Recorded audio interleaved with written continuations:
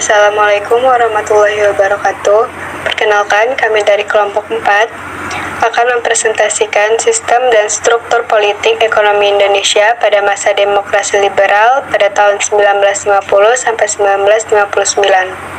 Kelompok 4 dianggotakan oleh Aisyah Waidah Hilmi, absen 2, Alifia Oktaviani, absen 3, Reina Belva, absen 22, Zikra Fitri, absen 35. Perkembangan politik masa demokrasi liberal. 1. Sistem pemerintahan. Ketika Indonesia kembali menjadi negara kesatuan, Undang-Undang Dasar yang digunakan sebagai landasan hukum Republik Indonesia bukan lagi Undang-Undang Dasar 1945, namun menggunakan Undang-Undang Dasar Sementara 1950. Sistem pemerintahan negara menurut UUD Sementara 1950 adalah sistem parlementer.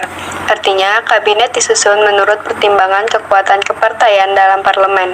Presiden hanya merupakan lambang kesatuan saja, sehingga era ini lebih dikenal sebagai zaman demokrasi liberal. Salah satu ciri yang terlibat pada masa demokrasi liberal adalah sering terjadinya pergantian kabinet. Hal ini disebabkan karena adanya perbedaan kepentingan di antara partai-partai yang ada.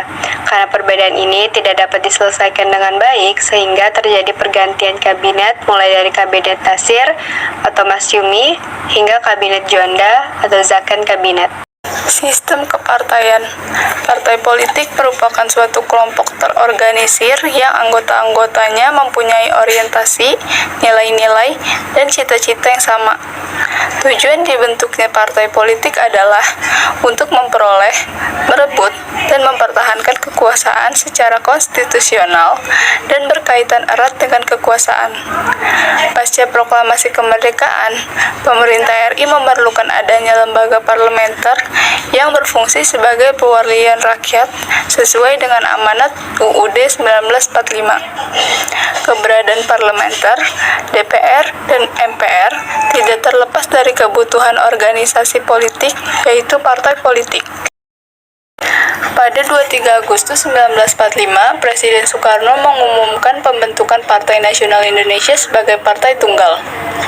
Tetapi keinginan Presiden Soekarno tidak dapat diwujudkan. Gagasan pembentukan partai baru muncul ketika pemerintah mengeluarkan maklumat pada tanggal 3 November 1945. Melalui maklumat, gagasan pembentukan partai-partai politik dimunculkan kembali dan berhasil membentuk partai-partai politik baru, diantaranya adalah sebagai berikut. 1. Majelis Syuro Muslimin Indonesia atau Masyumi. Pemimpinnya adalah Dr. Sukirman Wiryo Sanjoyo, berdiri pada tanggal 7 November 1945. 2. Partai Nasional Indonesia atau PNI. Pemimpinnya adalah Sidik Joyo Soekarto, berdiri pada tanggal 29 Januari 1945. 3. Partai Sosialis Indonesia atau PSI.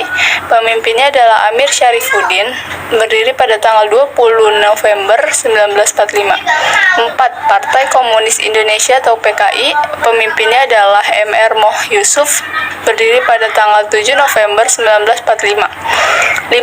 Partai Buruh Indonesia atau PBI. Pemimpinnya adalah Nyono, berdiri tanggal 8 November 1945. 6.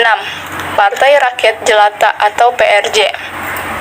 Pemimpinnya adalah Sultan Dewanis, berdiri pada tanggal 8 November 1945. 7. Partai Kristen Indonesia atau Parkindo. Pemimpinnya adalah DS Probowinoto, berdiri pada tanggal 10 November 1945. 8. Partai Rakyat Sosialis atau PRS. Pemimpinnya adalah Sultan Syahrir, berdiri pada tanggal 20 November 1945. 9. Persatuan Marhen Indonesia atau Permai. Pemimpinnya adalah JB Asa, berdiri pada tanggal 17 Desember 1945. 10. Partai Katolik Republik Indonesia atau PKRI. Pemimpinnya adalah I.J. Kasimo, berdiri pada tanggal 8 Desember 1945. Sistem kepartaian pada masa demokrasi liberal adalah multipartai. Pembentukan partai politik menurut Muhammad Hatta adalah memudahkan dalam mengobrol perjuangan. Partai politik ini bertujuan untuk memudahkan untuk meminta tanggung jawab kepada pemimpin barisan perjuangan. Pada kenyataan, partai-partai politik tersebut cenderung memperjuangkan kepentingan golongan dibandingkan nasional, yang menyebabkan sering terjadi pergantian kabinet tidak berumur panjang, sehingga program-program tidak dapat berjalan. Maka terjadinya instabilitas nasional di bidang politik, sosial ekonomi, maupun keamanan. Kondisi ini mendorong Presiden Soekarno mencari solusi untuk politik Indonesia yang akhirnya membawa Indonesia dari sistem demokrasi liberal menuju demokrasi terpimpin.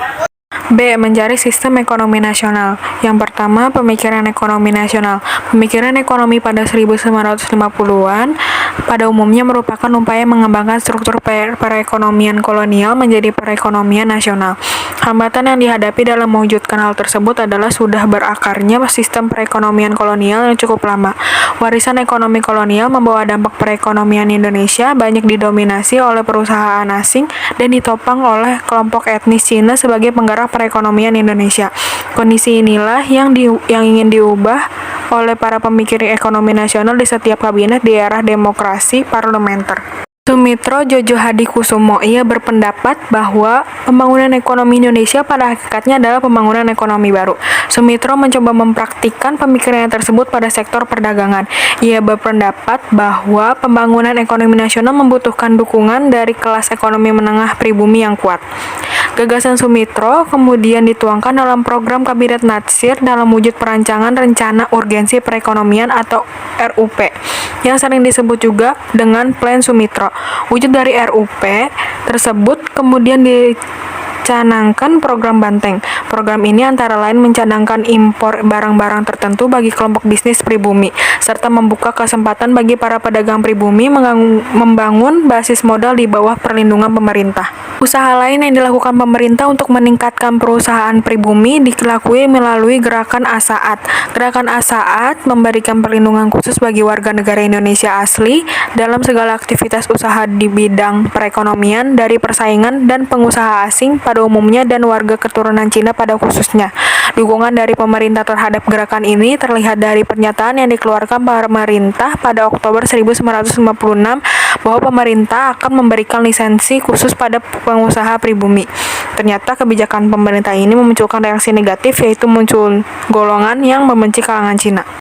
Selanjutnya ada sistem ekonomi liberal. Di masa demokrasi liberal, sering terjadi perubahan kabinet yang ternyata berdampak pada kehidupan ekonomi Indonesia saat itu. Untuk memperbaiki kondisi tersebut, ada beberapa kebijakan yang dilakukan. Antara lain, yang pertama ada Gunting Syafruddin. Kebijakan ini merupakan pemotongan nilai uang. Kebijakan ini dikeluarkan pada tanggal 20 Maret 1950 oleh Menteri Keuangan saat itu, yaitu Syafruddin Prawira Negara. Yang kedua ada Gerakan Banteng. Sistem ekonomi Gerakan Banteng bertujuan untuk mengubah struktur ekonomi kolonial menjadi struktur ekonomi nasional. Program ini dicetuskan oleh Dr. Sumitro Jojo Hadikusumo yang dituangkan dalam program kerja Kabinet Natsir. Pada dasarnya, sistem ekonomi ini bertujuan untuk melindungi para pengusaha dalam negeri dengan cara memberikan bantuan berupa kredit dan bimbingan konkret. Yang ketiga, ada sistem ekonomi Alibaba. Sistem ekonomi Alibaba diprakarsai oleh Mr. Ishak Cokro Hadisurjo, Menteri Ekonomi pada masa Kabinet Ali I. Program ini berisi pemberian kredit dan lisensi pemerintah untuk pengusaha swasta nasional pribumi agar dapat bersaing dengan pengusaha non-pribumi. Selanjutnya ada Persetujuan Finansial Ekonomi atau FINEK. Pada masa pemerintahan Kabinet Burhanuddin Harahap, dikirim seorang delegasi ke Jenewa, Swiss untuk merundingkan masalah finansial ekonomi antara pihak Indonesia dengan Belanda. Hasilnya, pemerintah Belanda tidak mau menandatangani sehingga Indonesia mengambil langkah secara sepihak. Pada tanggal 13 Februari 1965, Kabinet Burhanuddin Harahap melakukan memutuskan pembubaran Uni Indonesia dan akhirnya tanggal 13 Mei 1956 Presiden Soekarno menandatangani pembatalan KMB. Selanjutnya ada Gerakan Asaat.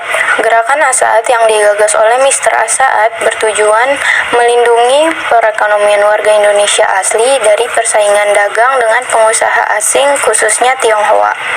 Pada Oktober 1956, pemerintah menyatakan akan membuat lisensi khusus untuk para pengusaha pribumi.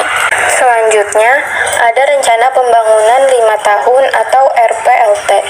Ketidakstabilan politik dan ekonomi menyebabkan merosotnya ekonomi, inflasi, dan lambatnya pelaksanaan pembangunan. Pada awalnya, Kabinet menekankan pada program pembangunan ekonomi jangka pendek, kemudian dibentuk Badan Perancang Pembangunan Nasional yang disebut Biro Perancang Negara. Pada bulan Mei 1956, Biro ini menyusun RPLT. Selanjutnya, ada Musyawarah Nasional Pembangunan atau MUNAP. Pada masa Kabinet Ali Sastro Amijoyo II, terjadi ketegangan antara pusat dan daerah. Masalah tersebut untuk sementara waktu dapat teratasi dengan MUNAP. Tujuan diadakan MUNAP adalah untuk mengubah rencana pembangunan agar dapat dihasilkan rencana pembangunan yang menyeluruh untuk jangka panjang. Selanjutnya, ada nasionalisasi perusahaan asing. Perkembangan kehidupan ekonomi bangsa Indonesia di masa demokrasi liberal juga tidak lepas dari kehadiran perusahaan-perusahaan asing yang dijadikan menjadi milik pemerintah Indonesia, atau lebih dikenal dengan nasionalisasi. Tahap ini dimulai sejak Desember 1958 dengan dikeluarkannya Undang-Undang tentang nasionalisasi perusahaan-perusahaan milik Belanda. Dan yang terakhir ada nasionalisasi De Javase Bank. Pada tanggal 19 Juni 1951, Kabinet Sukiman membentuk Panitia Nasionalisasi De Javase Bank. Pada tanggal 19 Juni 1951, Kabinet Sukiman membentuk Panitia Nasionalisasi De Javase Bank. Pada tanggal 15 Desember 1951, diumumkan Undang-Undang Nomor 24 Tahun 1951 tentang nasionalisasi De Javase Bank menjadi bank sentral. Kemudian, pada tanggal 1 Juli 1953, De Javase Bank berganti menjadi Bank Indonesia. Sekian presentasi dari kelompok kami, kurang lebih mohon maaf. Wassalamualaikum warahmatullahi wabarakatuh.